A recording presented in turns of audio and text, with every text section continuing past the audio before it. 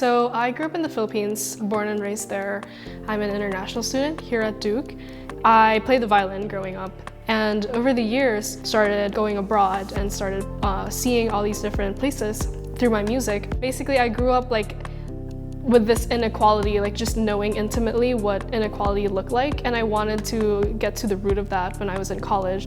I didn't grow up in the Philippines. I didn't grow up outside of the US. I actually grew up in Los Angeles. I was always attuned to the way that people talked about my community being Arab American and being Palestinian specifically, seeing mentions of my community on the news in a way that was always negative and felt very much in this different light than my experience of being a part of a community, a culture, a family that was loving and very different from the way it was being portrayed.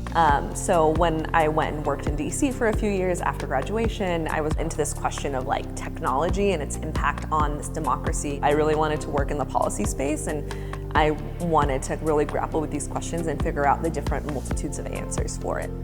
When people say that Duke opens a lot of doors, I really felt that when Sanford invited Maria Ressa. Because, growing up in the Philippines, she's this huge looming figure that if she was ever invited to speak, we wouldn't be able to talk to her in such an intimate of a context that we were able to here at Duke.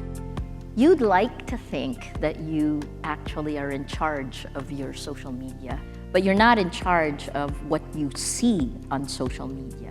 When I was being attacked constantly, 90 hate messages per hour, people began to think differently. She's not a good journalist, she's corrupt. You say the lie a million times, it's a fact, right? That's what social media has enabled. A big part of the conversation when we were listening to her speak was when, the news and the media is not trusted. That's when people say oftentimes is the degradation of democracy completely. Public policy's role, I think, in a lot of this sort of work comes down to the way that we're able to regulate companies, and we need to have better policies in place that make sure that the way that we're talking about these important issues online are being maintained in a way that isn't harmful to communities or doesn't demonize communities. Spending the past 4 years here has really affirmed to me that I have learned so much just by being at a higher education institution that can give me resources and access to people that I otherwise would never have met. I really do feel a strong pull to go back and to share this knowledge.